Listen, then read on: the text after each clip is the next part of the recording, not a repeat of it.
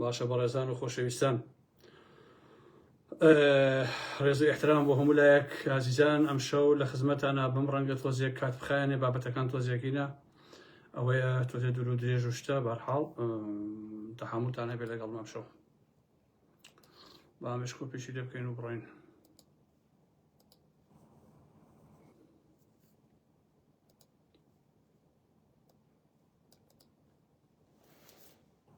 عشرەت بەخێر بێت.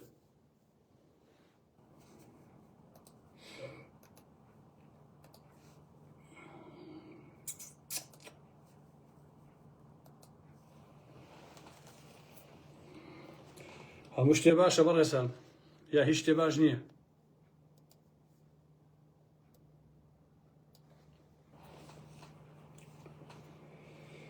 هەروە یەک دوو دەقیقەیەکە وەسی تاوەکو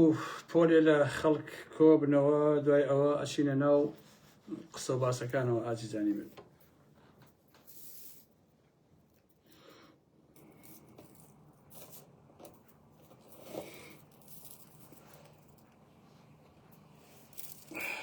کاتەکەشمان تەواوە وەختێتی.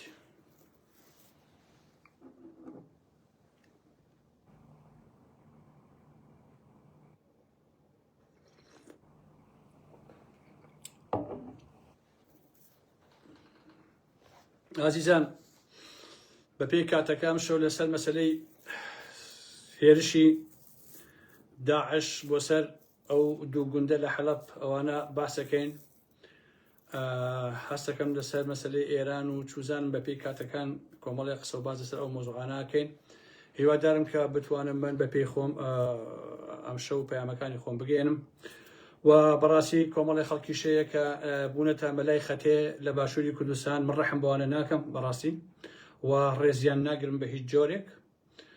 چونکە ڕێسی ئینسانی ڕێزدار ئەگیرێت نەک ئینسانی بێڕێز، نەک ئینسانی چوزانم هەڵەوەڕ و ئالەم بابەتانە. لەبەر ئەوەی کە بەدەمما بێ بەڕاستی ئەم شەو نایژێڕمەوە و قسەی خۆمەکەم و بە هیچ جۆرێک لە بەرامبەر ئەوانەی کە بیانە فێڵمان لێکەن بەناوی ئاینەوە بەناوی مێزەرێک کە بەسەری وەیەتی کە میتن کار بۆ داگیرانی کوردستانەکەن ئێمەش بۆ ئینوانە بخەڵەتین بەڕاستیەوە قابلی قبوڵ نییە و ئەبێ قسەکان و ڕائەکانی خۆمان بڵین و ئەبێ بکێشین بەو لە مۆزانەیە کە بەشە نارێ قسەیان لەگەڵاکە 2000 جۆن و سوکاتی بۆ عالەماکەن. لەبەرەوە ئەم شەو لەگەڵم بن خۆشەویستانی من. بەگشتی ئازیزان لە دەرەوەی ئەو دوو گەڕەکە کوردنشینەی حەلەب ئەبێ هەموو لایە بزانن کە شەڕی نێوان ئەم تاقمە خوێنخۆرە گەورە ترۆریستەی ئەحمەد شەرع و هەسەدە لەلایەک یەکێکە لە ململانی ئاڵۆزەکان کە لەسەر چەندین تەوەری سەرەکی ئەم کێشانە بەڕاستی هینە بێت ئەوە نییە دەسوڕێتەوە. یەکێ لەو کێشانە مەسەلەی شوناس و دەسەڵاتە. ئەحمەد جۆلانی ئیرهابی دەیەوێ بگەڕێتەوە بۆ پێ ساڵی 2011 واتە دەسەڵاتێکی مرکزی ڕەها کە تێیدا هەموو بڕیارەکان لە دیمەشقەوە بدرێ و بڕیارێک کورد بێناسنامە بێ و کورد کۆیلە بێ تێیدا وەکو سەردەمانی بەشار ئەسەد و ئالەم بابەتانە و ئەواندان بە هیچ قەوارەیەشی سربەخۆ یان نیمچە سربەخۆدا نانێن، چونکە پەروەردەی بیابانن کوردیان پێ مرۆڤ نییە لە بەرەوەی خۆیان ئەوەتەی هەر لە واقعان نامرۆڤن. دەیانەوێ وەکو ئەردۆغانی ئاغایان هەوڵی سڕینەی ناسنامەی کوردی بدەن کە 150 ساڵە دەوڵەتی تورک لە کەمالیستی گۆڕ بە گۆڕەوە هەتاوەکو ئێستا ئەیانەوێ کورد لە ناوچەکە بەسڕنەوە. ئەوە شیعاری خۆیان نەکاڵێ کورد لە هەر شوێنێکە بە ئێمە دژایەتیانەکەین. ئەوەی کە 100 ساڵە چەپ و ڕاست و ئیخوانی تورکی فاشی ڕێگە نەما تاقینەکەنەوە تاوان نەمانەیکەن، بەڵام لە ئەتاتورکی نەفرەتیەوە هەتا ئەردۆغانی نەفرەتی شکستیان خواردەوە سەریان لە بەردی داوە. بەڕاستی هەسەدە داوای چیەکە؟ هەسەدە داوای سیستەمێکی فیدراڵی یاخود موختاری بە کوردی بە کورتی بڵێم داوای مافەکانی کورد وەکو نەتەوەیەکەکە. ئەوە نایانەوێ ئەو دەستکەوتانی کە لە شەڕی داعشدا کە لەم گۆڕانکاریانی کە لە سووریا هاتۆتە پێشەوە بەدەستیان هێناوە هەروە بە ئاسانی بێن تەسلیمی ئەحمەد شەرعێکی ترۆریستی بکەن. سووریا و تورکیایش خۆ باوەڕیان بە بەیەکەوە ژیانی گەلان نییە تاوەکو بە ئازادی گەلان بۆ خوان بەیەکەوە بژین، ئیلا ئەبێ ئەوان سەردار و ئاغا بن کورد کۆیلەی ماڵە باوشیان بێت. بەڕاستی ئەمە خاڵێکی دووەم جەنگی شادەمارە ئابوووریەکانە مەسەلەی نەوت و گەنم و ئەلەم بابەتانە ئەمە خاڵی هەرە بەهێزە لە سووریایە چونکە زۆربەی سەرچاوە دەوڵەمەندەکانی سووریا شێڵگەنەوتیەکانی دێرە زور و ڕێملان و نازانم لەگە ئەو دەشتە گەنمانی جەزیرەوانە لەژێر دەستی هەسەدەیان ئەمە چاوی تەماعی ئەردۆغان و شەرعی توریستیان لەسرە کێشەی ئەوان ئەم تاڵانیە لەوێشەوە بۆ کۆیلەکردنی گەلەکەمان و ئیتر ئەبێ بزان کە ئەوان لە بناغەوە بەڕاستی ئەیانەوێ ئێمە نەبین ئەمە بۆ خۆی کێشەکە ینی وەکو نیتشە ئەڵێ شەڕیمان و نەمانە ببینیان نەبین ئەمە عەسی مۆزوعەکەیە حکوومەتی سووریا ئەم حکوومەتە کە هەر بەناو حکوومەتە ئەم هەموو چەتەیە لە هەرچی وڵاتەوەی خەڵکیان هێناوە بۆ شەڕ لە سووریایە تووشی ئیفلاسی دارایی بووە پێویستی بەم سەرچاوانەیە هەیە بۆمانەوە جگەل لەوەش ئەمانە زۆر دەمێکە ئیفلاسی ئینسانی ئیفلاسی ئەخلاقیان لە بن و بنەچەوانەوە بەڕاستی بۆ ماوەتەوە بۆیە هەسەدا ئەم سەرچاوانە وەکو کاتێکی فشار بەکارهێنێ بۆی دیمەشق ناچارکە دان بە مافە سیاسی و ئابووری و کولتوری و کۆمەڵاتەکانی کووردا بنێ ئەمە مافێکی خۆیەتی خاخاشی خۆیەتی ژێرخانی ئەم خاکەی خۆیەتی و دەبێت بۆ گەلەکەی خۆی بەکاری بێنێ بۆیە هەسەدا پشتی بە ئەمریکا بەستووە هەمووتان ئەو ڕاستی ئەزان چونکە لە دشی تۆرە هەمان هەماهەنگ بوون هەرچەندە بە درێژایی مێژوو ئەوەی کە ئێمە مێژووە خوێنینەوە ئازیزان یاران محەممەد هەمیشە ئەمریکا کوردی بەکارهێناوە دوجار فرۆشەتی وڵات داگیرەکانی کوردستان ئەوە تا هەر ئەمریکایش لەم شەڕەیە بەڕاستی هەسا زۆر بێ ئابڕوانە پشتیوانی جۆلانێکی تۆریستی کرد بۆیە تورکیا و تیمەشق ئەڵێن دەبێ بەو شێوەیە بێ کە ئێمامانەوێ واتە بە کۆیلەکردنی کورد و سەڕینەوەی هەسەدەش بەرامبەر دیمەشق و تورکیا خۆراگریەکە ئەمە نایەنەوێ ببنە پاشکۆ بەڵکو دەیانەوێ وەک هاوبەشێکی ڕاستەقینە مامەڵەیان لەگەڵا بکرێ و وەکو نەتەوەیە وەکو کۆمەڵێک بەشە بەڕاستی مامەڵەیان لەگەڵا بکرێن ئەگەر ئێمە واقعیانە بیرکەینەوە سەقامگیری ڕاستەقینە لە ئایندەیەکی نزیکدا خەیاڵە لە ڕۆژهەڵاتی ناوەڕاست و لەو دەڤەرەی کە جێگەی ئێمەیە ڕۆژهەڵاتی ناوەڕاست بووەتە مەیدانی تاقیکردنەوەی چەکی وڵاتە جلهێزەکان تا ئەو کاتەی بەرژەوەندیەکانی ئەمریکا رووسیا چین و هێزە ناوچەیەکان ئێران تورکیا سعودیە یەکلایی نەبێتەوە جەنگە ڕاستەوخۆ نەڕاستەوخۆکان و ئەوانەیشی کە جەنگ بە وەکالەت دەکەن لەواقع بەداخەوەکە هەروە بەردەوام بێ چونکە هەموو وڵاتانی ناوچەکە بە یەکێتی و پارتیشەوە بوونەتە پرد بۆ بەرژەوەندی بێگانە ئەمە سەقامگیری ناوچەکە تێکی یاوە و بەڕاستی بۆ بە ناوچەیەکە کە هیچ شتێکی بەسەر هیچەوە نەماوە یەکێ لەو شتانەش مەسەلەی ئابووری جەنگی وزەیە کە یەکێکە لە کێشە گەورەکانی تر بۆیە ئازیزانی ئارام ئەحمەد هێرش بۆ سەر ئەشرەفیە و شێخ مەخسوود سەرەتا کاری تورکیایە لە دواییە ئەحمەد جۆلانی و تاخمەکەی جێبەجێیان کردووە بە ڕەزامەندی تۆمباراکیش بووە ئەوەی ئەمریکا ئەمریکا لە سووریا شەڕەکەش بە تەواوی شەڕێکی نابەرابەر و وەحشی گەریانە بووە دەیان هەزار وحوش بۆ 200 کەس هاتوون لەو دوو گەڕەکەیە شەڕیان کردووە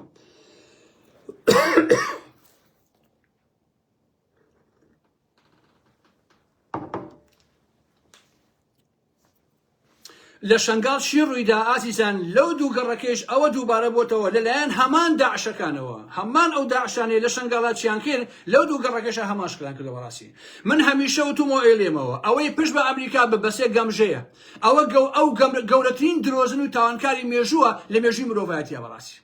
لە ئەحمە شەرعی داعشەوە تا تەواوی سەرکردە تورک و عەرەبەکان کلشیان بە ئیسرائیلەوە گرێداوە نۆکەراتی بۆ ئیسرائیلەکەن ئەردۆغان بۆیان ئەچەمێتەوە بەڵام بۆ کورد بفەیە هەر ئەم ترۆریستە ئەو ئەحمە شەرعا دەیوت هەسەدا پەیوەندینی هێنی لەگەڵ ئیسرائیلە هەیە خۆشی هێندە بێشەرەف و بێ ئابڕووە بۆ مانەوەی خۆی ئامادەیە ژنەکەشی دەسیمی جوندێکی ئیسرائیلی بکە باشە دەچێت بە ئاشکرا لە پاریس ڕێکەوتن لەگەڵانە واژۆ ئەکا لەگەڵیان لەو لایشەوە کە لە ئەکاتەوە ئەڕوا پەلاماری دوو گەڕەشی بەدبەختی کوردی داماوەیە هەمووشمان بیرمانە پێشتر باسمان کردووە مانگی 11 2024 ئەو کاتی ئەحمە شەرع تەسلیم بوو بە تورکیا و رووسیا و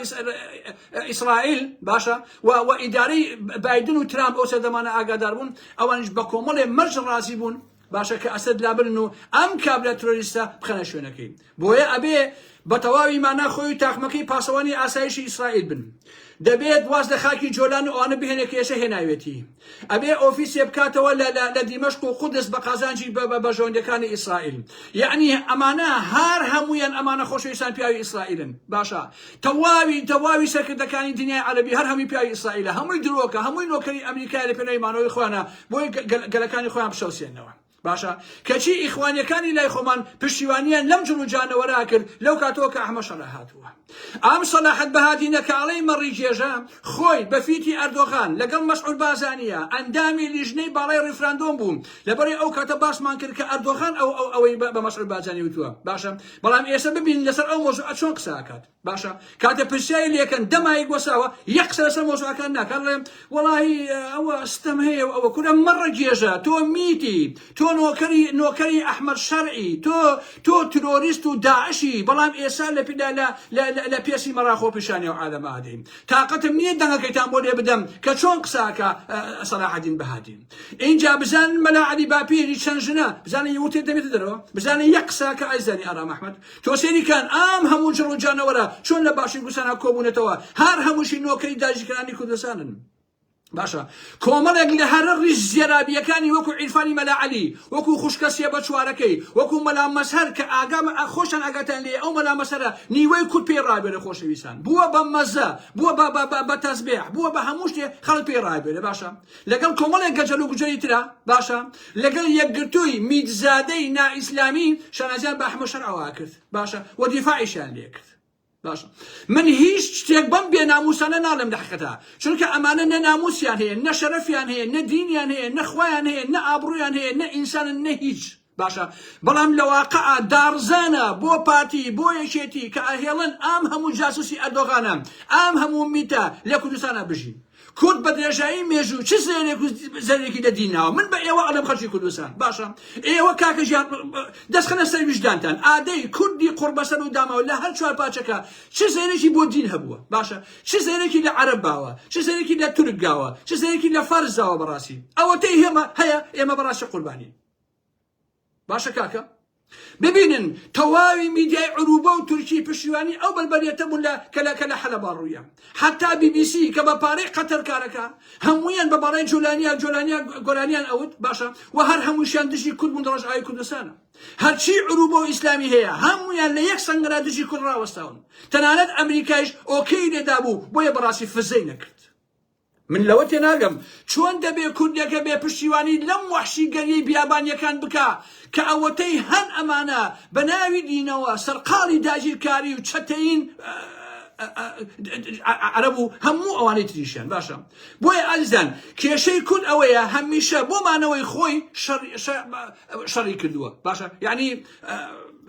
بەس بۆ ئەوەی کە بمێنێتەوە نەوەکو هێرشی کردی بێ بۆیە کەسێکەیە بە ناوی ڤیاب سەرکردەی یەکێکە لە سەرکردەکانی ڕزگاری نیشتیمانی لە ڤێتنامە ئەڵێ بەرگریکردن دەستپێکی شکستە ئەمە بۆ خۆی کاساتەکەی ئێمەیە گەری ئێمە ئەوەتەی هەیە تەنها بەرگریەکە هیچ کاتی هێرشی بۆ هیچ کەسێ نەکردەوە بەڕاستی هەمیشە ئێمە دیفاعمان کردووە باشە کاکی شیرینم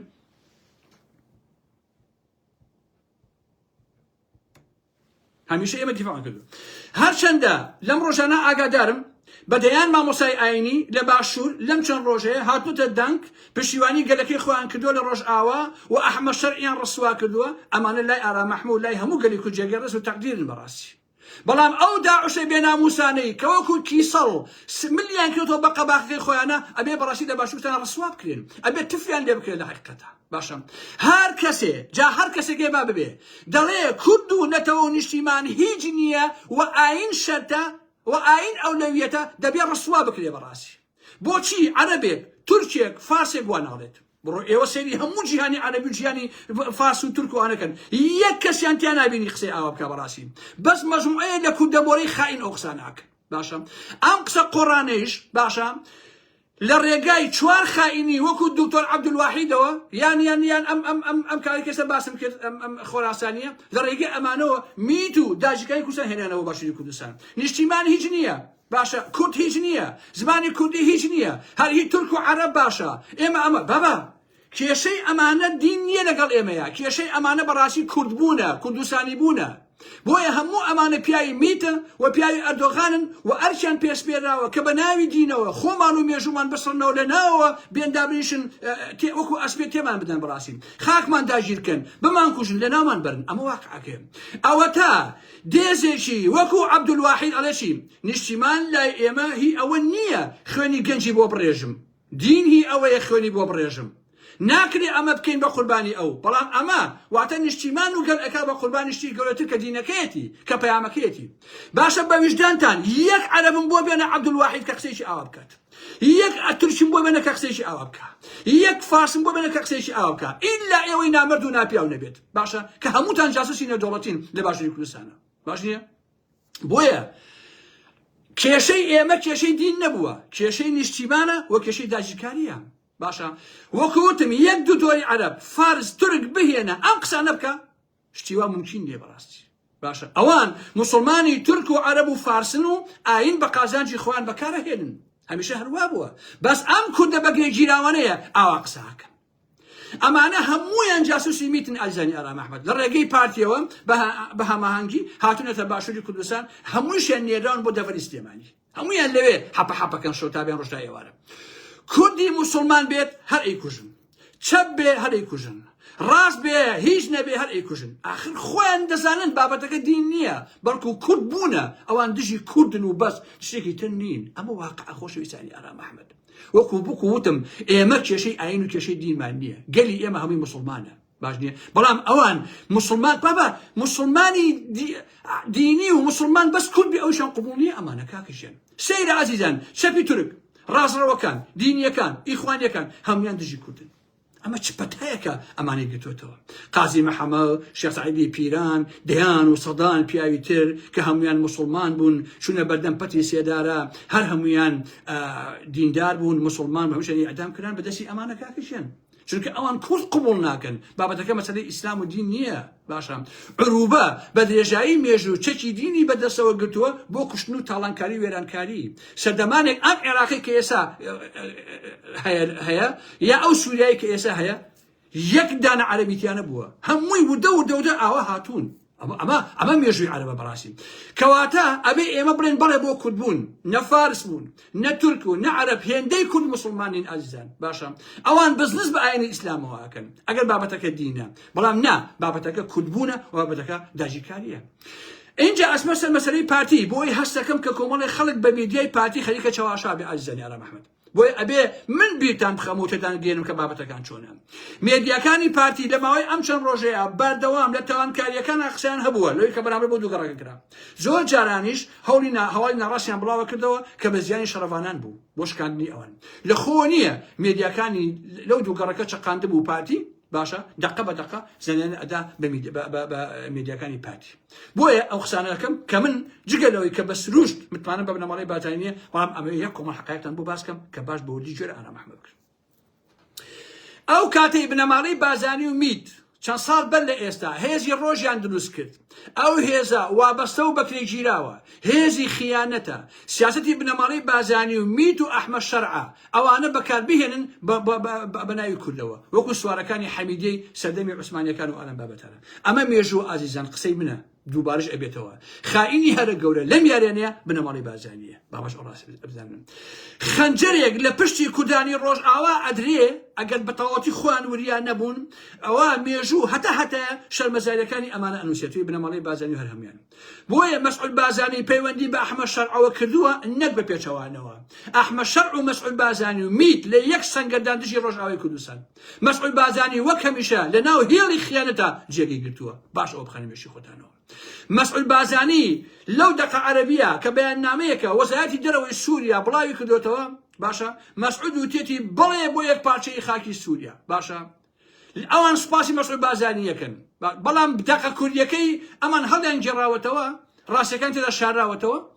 کە گوایە مەسعود بازانی هەوڵی سەقامگیریە و ئەلەم بابەتانە ئەمە هەمووی دووفاقیە هەر ئەوەش بوو کاتێ ڕیفراندۆمی کرد بەندە لە قاوما کە درۆەکە و ئەردۆغان پێیەکە و سیناریۆیە و ئەسڵ ئەساسی نییە بۆیە ئازیزان لەو کاتەوە پێشمەرگەی ڕۆژ دروست کراوە بۆ ئەوەی لە ڕۆژ ئاوا بڕکێنە هێز و بە ناوی کوردەوە وەکو هێزێکی بەکرێ گیرا و یان وەک حیزب کاتۆنەکەی سەردەمی حیزبی بەعس حیزبەکەی مەلاماتۆ باشە کە هەبووە ڕۆڵ ببینن بە ناوی کوردەوە ئەمە واقعەکەیە خۆ لە خۆ نییە مەسعود بازانی بەچەکەوە ئەچێ بۆ باکووری کوردستان پیاسەیەەکە پارتی ئەمە بەشانازی ئەنووسێ بەڵام ئەو چەکە چەکی جاشایەتی بووە بۆ تووشێکە لە شانایەتی نەکو چەکی شۆڕژگەری و چەکی پێشمەرگایەتی لەواقع بۆیە مەسعود بازانی بە ئاشکرا بە ئەحمەد شەرعی وتووە کە ئەو مەرجەعی باڵای کوردە مەسعود بازانی لەژێر ئەو ناوە ئێوێ باشووری چۆن فرۆشتووە بە تورکیا وە بادینان و هەولێی تورکی زەکردووە ئاوا ڕۆژ ئاوا تەسلیمی تورکیا بکات و باکوش بە هەمان شێوە بۆ مەرجەی خۆی میری ناوچەیەک بێ وەکو میرەکانی زووی سەردەمی عوسمانی هەر ئەوەیشە ئەوەی یەک دانە ساڵ زیاترە ئاپۆ پەکەکە گوتانی ئاشتیان خستۆتە ڕۆژەفەوە داوا لە تورکیاکەن ئاشتیکە هەتا ئێستا ئەردۆغان یەک هەنگایی نەناوە بۆ مەسایلی ئاشتی باشە دەنگەکەی مەسعود بازانی بەردەستە کە خۆی ئەڵێ کاتی ئەوەیە یەپەکە سووریا بەجێ بهێڵێ کورد و سیریا بەجێ بهێڵێ تا کوردی سووریا خۆی بڕیار خۆ بدا ئەوان دەستێوەدار نەکەن ناوچەکە بەجێ بهێڵن ئەڵێ بوونی ئەمانە بۆ خۆی کێشەیە لە ڕۆژئاوای کوردستانە باشە ئەڵێ هەروەها بوونی ئەمانە پاساوێکە بۆ تورکیا کە بوونەتە بارگرانی بۆ تورکیا و بۆ دیمەشق ئەم قسانە ماناکانی چین خۆشەویستانی ئارام محمەد باشە هەسەدە و نازانم ئەمانە ڕۆژ ئەوە تەسلیمی چێ بکەن تەسلیمی پێشەتڕەی ڕۆژی بکەن کە دەیان هەزارگری لایەن شەهید کراوە لە مای ئەم ساڵانەیە بەڵام یەک جاژمەرگەی ڕۆژ شەهید نەکراوە هەمووی دابەسەر لە سەری ڕەشا بەس ئەخۆن و خەریکی سێکس بازین ئەی چێ ڕۆژ ئەوە تەسلیمی ئەمانە بکەن مەسعود بازانی بۆیە دەسەڵاتدارە عەرەبەکان تورکەکان فارسەکان سەدا ساڵا وەکو گەلە گورگ لە ئێمە ئاڵاون خۆتان ئەنفال و چەکی کیمیایی و قڕکردن تا ئەو حادە ڕۆیشتون بەڵام ئێمەی کورد هەروە بە پێوە ماینێتەوە بام هەموو خیان شۆکە بنەمای بازێنی لێمانەکە بۆیە ئەوەی کە میدیای پارتی کردی چاوەشەکاریە باوەڕی پێمەکەن وە مەسعود بازانی لە سەنگەری میت و لە سەنگەری ئەحمەد شەرعایە بۆ ناوبردنی هەسەدە و پێدە و ئارەم بابەتانە ئەمە لە ئارام ئەحمەدی وەرگن و بیری لێ بکەنەوە بۆیە ئەم داژیکانی کوردستانە زۆر ئەحمەقن بەڕاستی دەست لە مێژووە ناگرن هەرچی جەستەی میلەتی کورد هەیە بە درێژایی سەدان ساڵی ڕابردوو جێگەی کەڵبەی ئەمانەیە کە چی هەموو دەسەڵاتەکانیان یەک لە دوای یەک ڕسوا ئەبێ داڕۆخێ وە کورد بەرزە پێ ئەمێنێتەوە ئەتاتورکی گۆڕ بە گۆڕ ئەردۆغانی بێشەرەفی بێناموسی کوردکوش شای ئێران ئێستای ئێران چی مادژی کورد نەیکەن خۆشەویستانی ئارام ئەحمەد سەدام چی نەما لە زوڵم کە نەیکا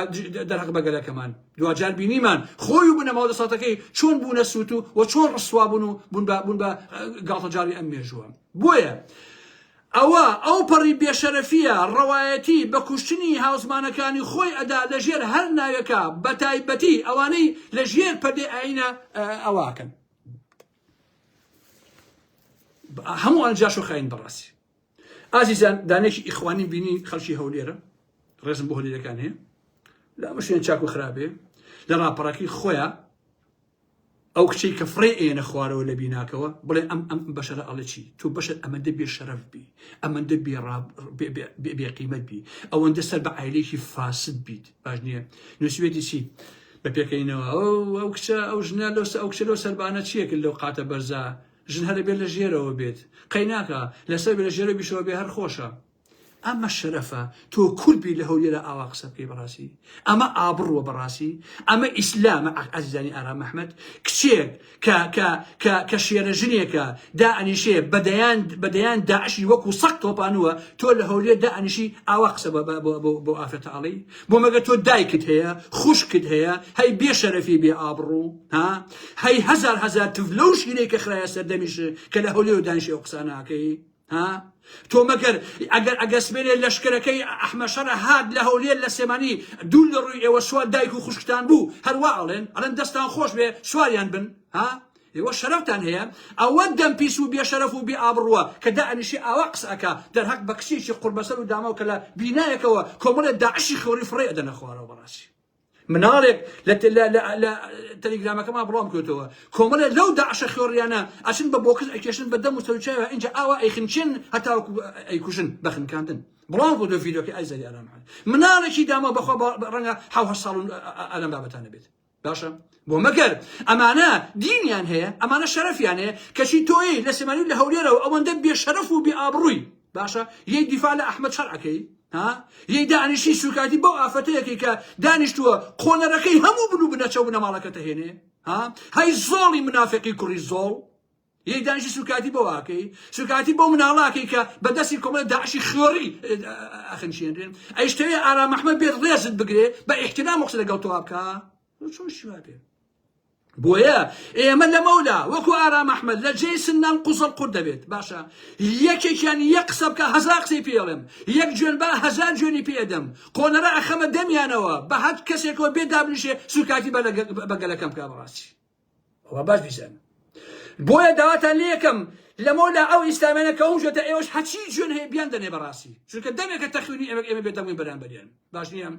ئەو مێزەرەی بەسەریانەوەیە هی مەلایەتی و دینداری نیە ئایزانی ئارام ئەحمەد هینی بێناموسیە هی جاسوسیە هی دژی نیشتیمانیە دژی گەلەکەمانە ئەمانە پیاوی داعشن پیاوی تورکە مەغۆلەکان بەڕاستی ئەو مێزەرە درۆینەیە ئەو لە منی وەرگرن ئێمە مێزەری مامۆسایانی ئاینی ئەناسین کە چەندە پاکە چەندە نیشیمان پەروەرە و چەندە بەڕاستی ئینسان دۆستە نەک ئەم ساختە چیانە باشمان لەبیرە کاتێک کە ئەردۆغان پەلاماری ئەفرینیدا بە هەموو مزگەوتەکانی ئەو سوەتی فەتح لێ بدەن بەناوی دینەوە ئەوان لە ئێمە کردووە خومینی کاتێک پەلاماری ڕۆژهەڵاتی کوردستانیدا ئاەتی هێنایەوە بەناوی دینەوە پەلاماری ڕۆژهەڵاتی کوردستانیدا سەدام حوسێن قورئانێکی ئاوا لێ کرد سەدامی دیکتاتۆر سوەتی ئەنفالی هێنا کوردی پێ ئەنفال کرد باشە ئێوە چۆن لە ڕوتانیە لە سلێمانی هەولێر نانی کورد دەخۆن بەڵام دیفاع لەو بێشەرەفانەیەکەن کە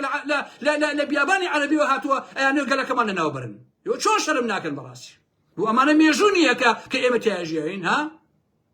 ئەرێ من تێناگەم تاکەی ئەمانە ئیسلام و قورئان و ئاەتەکانی بۆ داگیرکردنی خاکمان و شەرەفمان و ئابڕوومان بەکارەهێنن ها ئێمە هەرچی بین هەر ئەمان کوژن لەوان موسڵمانترین لەوان ئینسانترین بەڵام هەرین بەو ناوە ئێمە لەناو بەرن بەڕاستی ئەزانی ئەمانە وەکچی وایە خۆشەویستانی ئارام محمەد وەکو ئەوەی بەیانی سەدان چەکدار لە مەنتیقەی کەرکووک و ئەوانە کورد هەسێ ئالێرا بنووسێ لا ئیلاها ئیلا الله اینجا هەسێ بڕوا پەلاماری گوندێکی عەرەبی داماوە کە هەمووشیان موسڵمانن پەلاماریان بدا ژن و مناڵ و کچووکە هەمویان قەت و عامکە اینجا بنا لا ئیلاها ئیلا الله الله ئەکبەر ئەمانە کافرن مولحیدن بیان کوژن ئەمە ڕێک هەمان شتە بەڕاستی ئەوان ئاوا لە ئێمەکە دەڕاستیە باشە عەرەبەکان ئەوەتەی مێژوو هەیە بەناوی دینەوە ئەم یاریە ئەکەن سەرقاڵی داگیرکارین سەرقاڵی چەتەین بەڕاستی باشە بێناموسێکی وەکو مەلا مەسەر ئەڵێ لە ئیسلامە ئافرەت ئەبێ لە ماڵ دانیشێ شەڕەڤانیانی چی ئەمە خۆ مێژووی نەخوێندۆتەوە باش نییە کسانی کورد لە بیناکانەوە فڕێ ئەدرێ ئەم ئەچی ئاوا بێحورمەتیان پێکا ئەیژڵێ ئارام ئەحمەد تۆ دەمووی پیسە بەمنەوەی بێناموس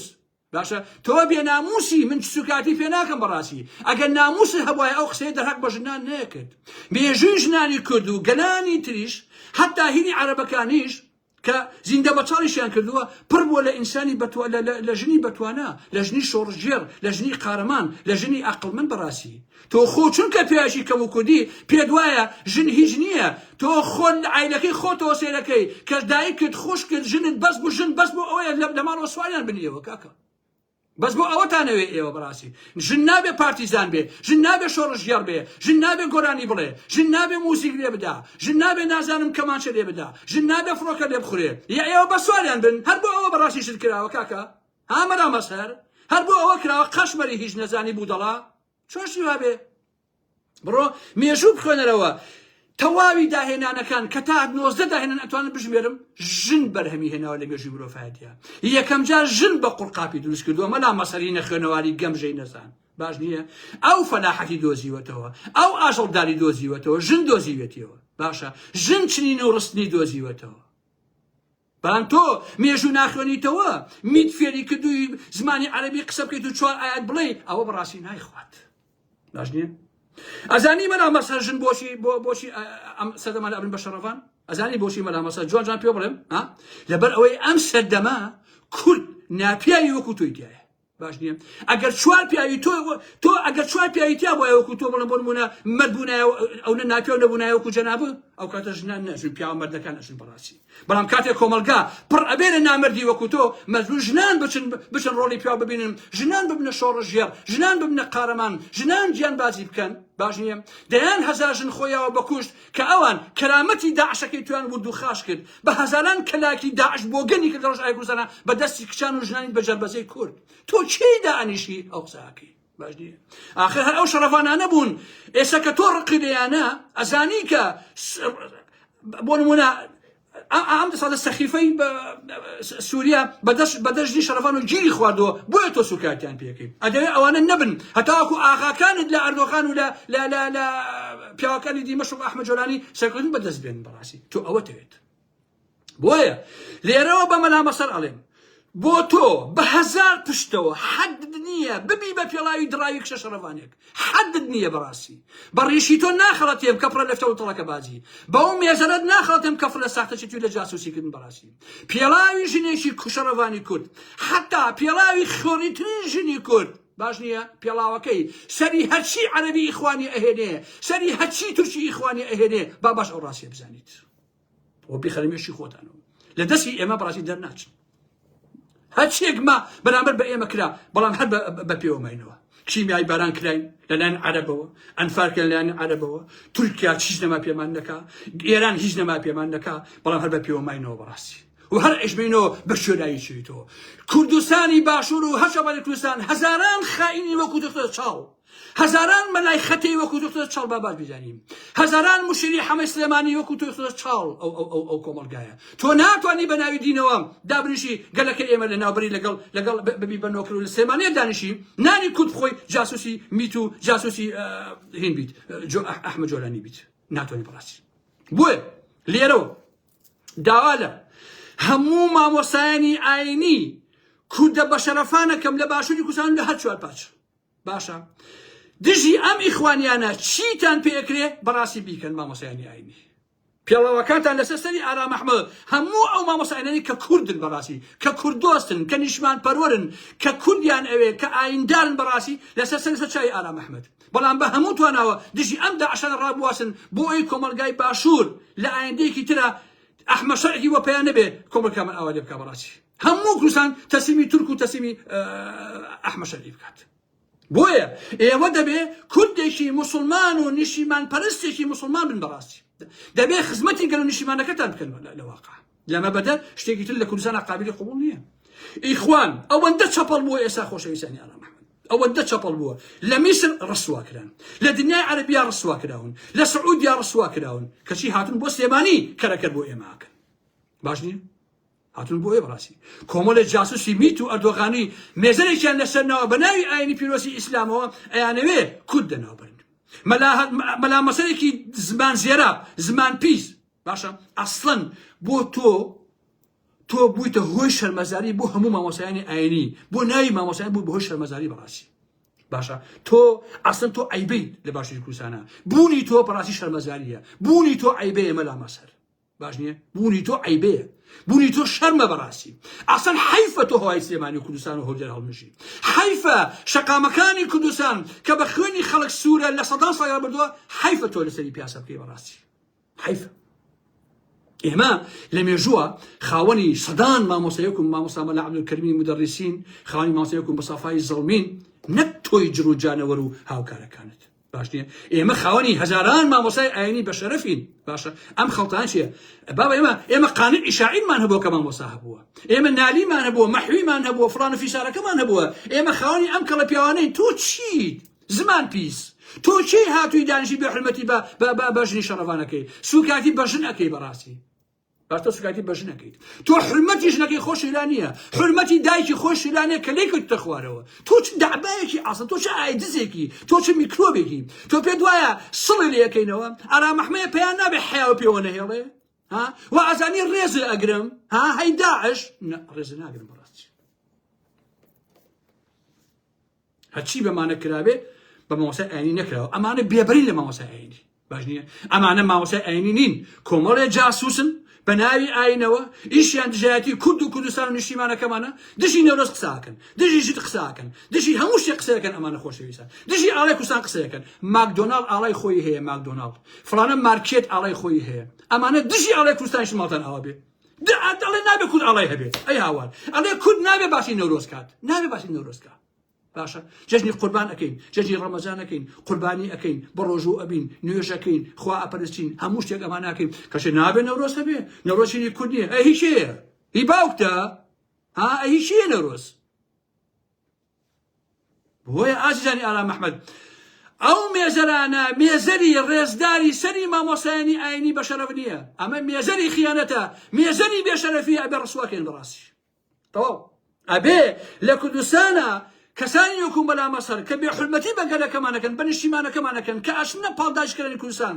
سەلاحەدین بەهادین کە بێدەنگە عەلی بابیر کە بێدەنگە بەرامبەر بەو پەلاماری کە لەو گەڕەکە لە حەڵب کراوە ئەبێ ڕسوا بکەین بەڕاستی تو وجدانتان ئازیزان تو شەرەف و کەرامەتان تو ئوخوایی کە ئەیپەرستن ئەمە ڕاستە 56 دەوڵەتی ئیسلامی هەیە یەک دانیاندان بە مافی کوردانانێ ئەی هاوار ئەرێ باشم کوردە چی لە ئێوە کردووە کاکە بۆ خاتی پێغەمبەر باشە کورد چی لە ئێوە کردووە 56 دەوڵەتی ئیسلامیە یەک کەستان دانن بە مافەکانی کووردا کاکە ئەی هاوار ئێمەش خۆ خوا دروستی کردوین کاکە ئێخۆ ئێمەش کاکە بە ڕوومان لە قیبلەیە کاکە ژیان ئێخۆ کاکە ئێمەش مرۆڤین کاکە ئێمەش دەستکردی خواین ئەی هاوار پێم بڵێ ئێوە بۆ هەردژی ئێمە ئێوە من لەبە تێناگەم کاکە ئەمە چ سەرەتانێکە ئێوە تووشتان بووە بۆ ئێوە ئەبێ هەردژی ئەم ملەتە مەزلوم و قورب بەسەرە بن من تێناگەم کاکە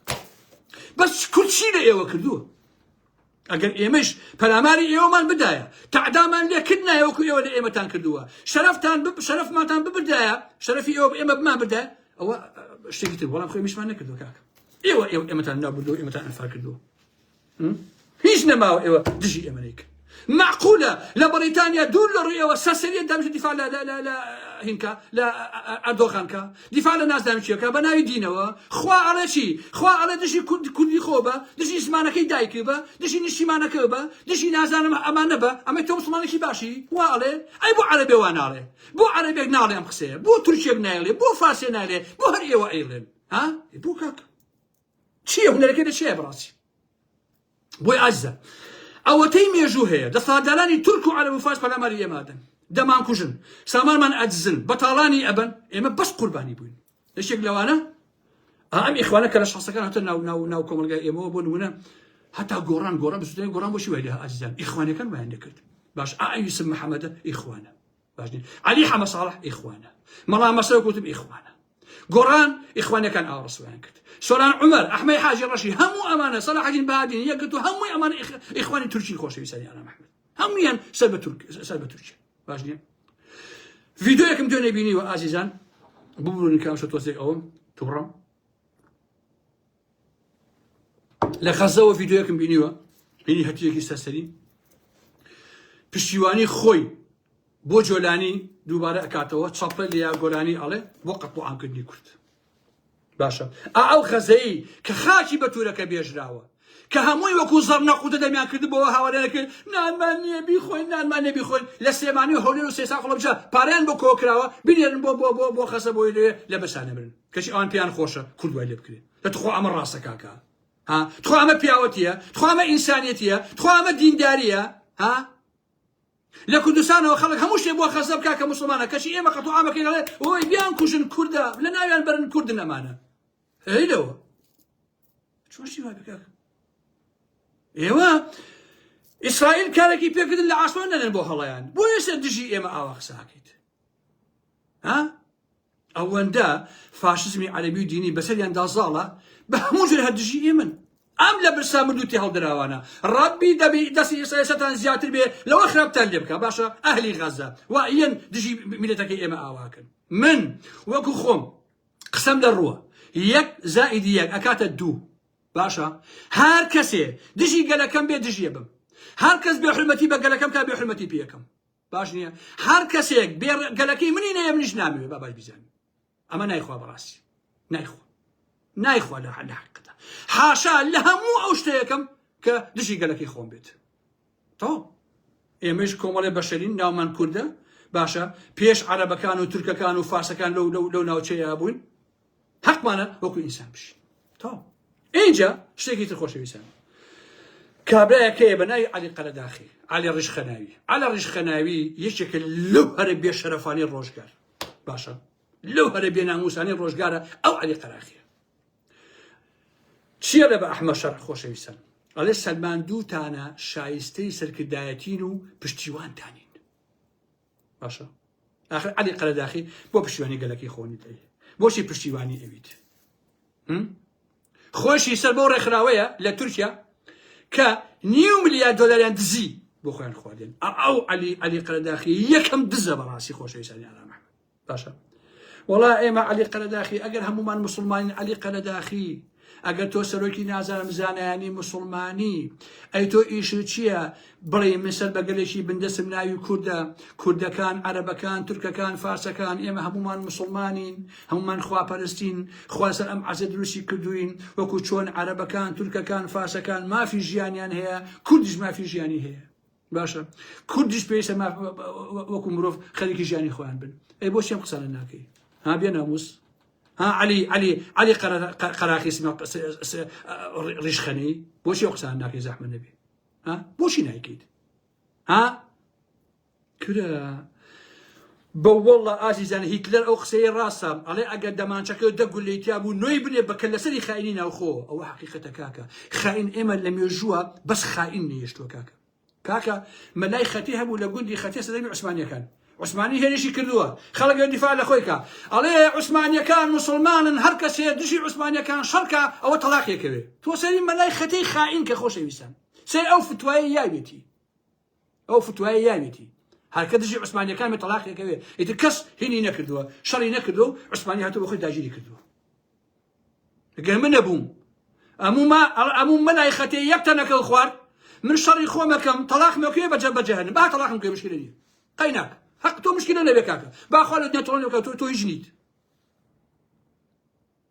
باشا كاكا وكو كابلا يكلم روجانا قصيه كتكون حزين كاد وكي خليقي كنت من جمله هم قصه باسا كان يجي براسي على لو سدماك خميني هاتبو شو ولا خميني بوتارا على مجموعه ملا هاتبون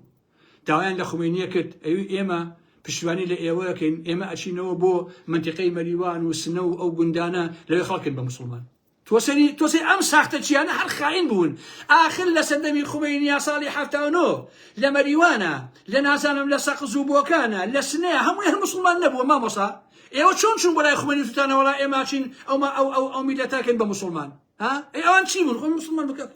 كم مال هنا مريوانا بنمنا قران كيتانا به مسقوتكاني لسنا لكن ما شاء الله لك مسلمانيه اما يا خيانه خوش ويستان يا كاك هو قسو باسەکانم بوو ئەم شەو کە کردم کەسیش نەڵێ ئارا محەممەد بێڕێزیەکەی وەکو سەتای قسەکانم وت من لە بەرامبەر ڕێزدارە لە خزمەتیە بەڕاستی بەڵام کابرا کە بێڕێز بوو بە هیچ وێ ڕێزی ناکرد تەواو کۆمونیستیت دژی گەلەکەمیت دشتم ئیسلامی سیاسی دژی گەلەکەمی دشتم لیبراڵی هەر چێکەی دژی گەلەکەمی بەڕاستی من دشتم ئەم واقع طبعا ئەوە 40 دقیقەسان بۆکەم دوو بابەتم ماوە سەر ئێران وسەر فەنزەویلا ئەوانە هەوڵ ئەدەم یەک دوو شەوی تر ئەوشتان بۆ باسکەم لەوزای کاتان ناگرم ئەوە قسەکانم بوو کە ئەم شەو کردم بۆ ئێوە بەیانی سبەی ئێوارە سەعاتی 5 لە سنترال ستاشۆنی ئەمستەردام نازاتی دەرەبڕن کۆبوونەوەیەکی فراوان هەیە داواکارم لە هەموو کوردانی ئۆڵەندا سبەینی ئێوارە سەعاتی 5 لە سنترال ستاشۆنی ئەمستەردام بن بۆ پشتیوانی لە دوو گەڕەکەی حەڵەب کە داعشەکان ئاوایان لێکن پەلاماریانتان ئاخر قسەکەمەوە بیکەم ئازانی ئارا محەممەد بۆ ئێوە بابەتەکانی تۆ کووتەوە دوو بابەتی من زۆر جدین ئەوە خەمە یەک دوو شەوی تر بەڵام ئەمێ دوو شتان پێ بڵێم خۆشەویستە یەکەم دادگای لاهوری شێخجەنگی کەیسی لاهوری شێخجەنگی یاسایی نییە زۆر کەس بەم نەڵێ کاگەڕام ئەو تۆ ڕێی چۆنە ئەوە کەیسە چی لێهات ئەمە ئەلم بابەتانە بابە کەیسی لاهوری شێخجەنگی کەیسێکی سیاسی نییە ئازیزان کەیسێکی دەروون مەکتەبی پێڵێن یا دەرونی ناوێکێتیە کەیسێکە لەسەر بەرژەوەندی تایبەت باشە کوڕانی تاڵەبانی کەسێکە لە کۆنگرەکەیانە زۆرینەی دەنگی هێناوە بووە بە کەسی یەکێتی یەکەمی ئەمێشێتیە هەستاون کوردەتیان لێکردووە ناویان بردووە ئەویان لێکردووە دوایی کە لە سێمانی ماوەتەوە لێ ترساون ئەیانەوە دووری خەنەوە بەڕاستی گرتویانە بۆیە ئەم کەیسە سیاسی نییە بەیانی دوو بەیانی دادگا هەرچێ بڵێ هەرچێ نەڵێ ئەمە لای مێژوو و لای دین لای هیچ شتێک بەڕاستی ناخوا چونکە وەکو وتم ئەمە سیاسی نییە این عفو کەسێکی سیاسیە کەسێکی هین نییە با بڵێن یاسایی نییە بە هیچ جۆرە بەڕاستی یاسایی نییە تەواو ئیتر لاهور حکمێن دەرمان خواردەکەن ئەی کوژن هەرچێکی لێ بکەن بەڕاستی ئەم کەیسە کەیسێکی سیاسیە ڕەبتی بە یاساوە نییە دادگا درۆکە یاسا درۆکە دادوەری گشتی درۆکە پاوەڕ پیاڵێ ئەمە بکەوە هەمووی بەڕاستی ئەوشانە درۆ دەرەسێ و ئەسڵ ئەساسی نییە ئەمە ئەو لایەنێ عەفو زۆرم هین کرد دەنگ گیراتەوە تشکە زۆرم قسە کرد اینجا یەک قسەی تریشکەم کەناڵی هەشتی یەکێتی کوڕێکیان هەیە هینی هێنابوو ناوی چییە ئەمە قابلەی خەڵکەکە ئایدنایەکەیە تورکمانە پێم وایە وەزیر شتە لە حکوومەتەکەی مەسعود بارزانیە هێنابووی وتی ئەمە چییە ئەمە سوورە وتی ئەوەی ئاڵای تورکیایە بە شانازیەوە باش اینجا وتی باوەڕی بەسەر بەخۆی کورد هەیە وتی نەخێر باوەڕم بەسەر بەخۆی کورد نییە ئەو ڕۆژنامە نووسە ئەساس ڕۆژنامە نووسە هیچ قسەیەکی نەکردە ڕاستیە بەرامبەر من بەڵێ عەفو عادل معروف من بە ئینەڵێم بە ئەحمەد نەجمەڵێم تۆ بۆ ئەمە دەرناکەی ئەو کوڕە ئەوت بۆ چێت ئەوانە کەی میدیاکارن کاشی من بەڕاستی ئەوانە میدیاکارین بە هیچ جۆرێک دێوە خواتان لەگەڵ ئازیزان بەخێرچن زۆر سپاس بۆ هەموو لا بەجێکردنتان خۆشەویستان یارە محەممەد بەخێرچن